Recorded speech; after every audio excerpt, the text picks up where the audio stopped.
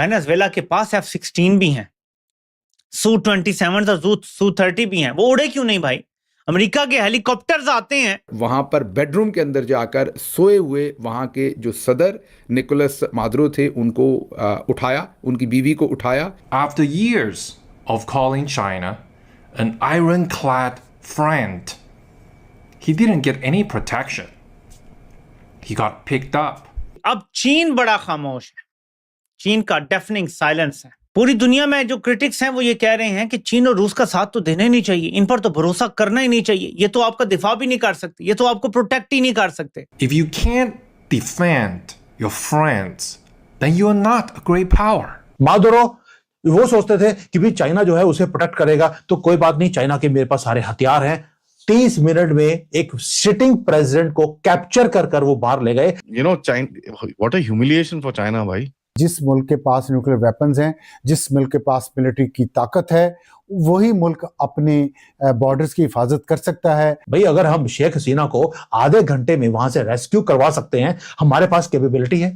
वो ट्रेलर था जो हमने दिखा दिया। You are betting your life on a country whose core strategy is to never take the last step with you. आप देखो ना पुतिन की तरफ से क्या रिएक्शन आया, रशिया की तरफ से, चाइना की तरफ से। हम अपने दोस्त को अकेला नहीं छोड़ेंगे, दोस्त को तो उठा कर ले गए, किडनैप करके ले गए, आपने क्या कर लिया? अभी वो नॉर्थ वाला किम जोंग उन जो है वो चिल्ला रहा है कि मेरे दोस्त को तुरंत छोड़ दो वरना वर्ल्ड वॉर 3 के लिए तैयार रहे अमेरिका। कि हमारे पास कैपेबिलिटी है कि हम एक सिटिंग प्राइम मिनिस्टर को वहां से सेफली बाहर निकाल सकते हैं। अगर उसको निकाल सकते हैं, जब पूरा क्योस था, उस वक्त आग लगी हुई थी बांग्लादेश में।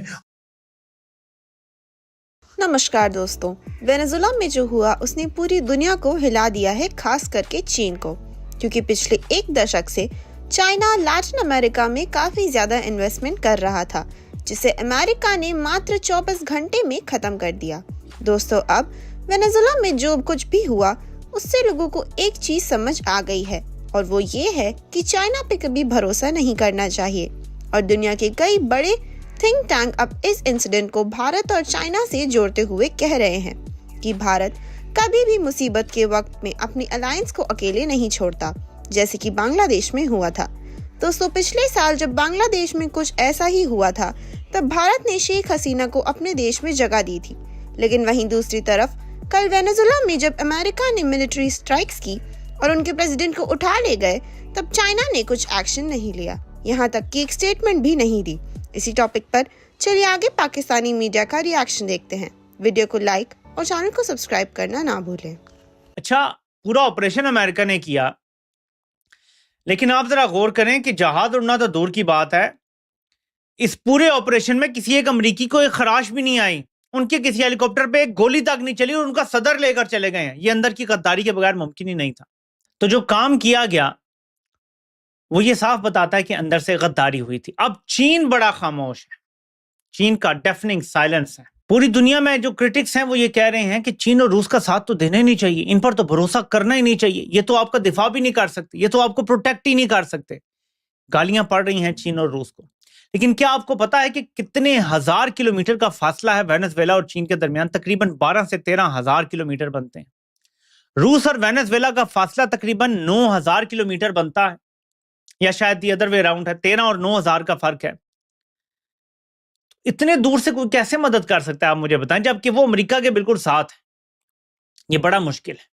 वेनेजुएला को बड़ी सपोर्ट फराहम की है चीन ने, अरबों डॉलर फराहम किए हैं और उनसे तेल भी खरीदा है। वेनेजुएला के तेल का सबसे बड़ा खरीदार चीन। चाइना ऑलरेडी हर डिपार्टमेंट के अंदर इन्फिल्ट्रेट कर चुका है लैटिन अमेरिका में, यानी कि अमेरिका अपने ही बैकयार्ड में गिरता हुआ दिखाई दे रहा था।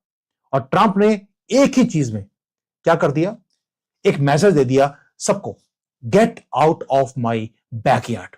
मादुरो वो सोचते थे कि भी चाइना जो है उसे प्रोटेक्ट करेगा, तो कोई बात नहीं, चाइना के मेरे पास सारे हथियार हैं।